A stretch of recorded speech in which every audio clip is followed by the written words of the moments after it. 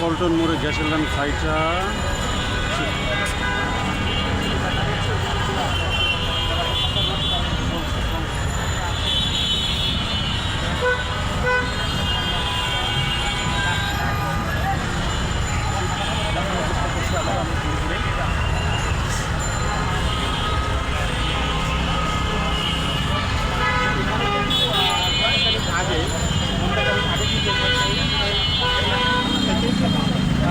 আগুন লেগেছিল, প্রায় 3-4 আগুন উপরে উঠেছিল এবং তখন কিন্তু ফায়ার সার্ভিস ফোন দেওয়ার সাথে সাথে তারা কিন্তু সে আগুন নিয়ন্ত্রণে রেখেছেন এবং বিকাশ গ্যাসকে কিন্তু বিকাশ গ্যাসে কল করা হয়েছে এবং লাগানো হয়েছে।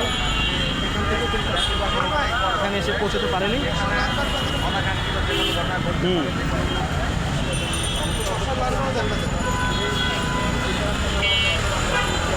ওই যে মশলা ওই যে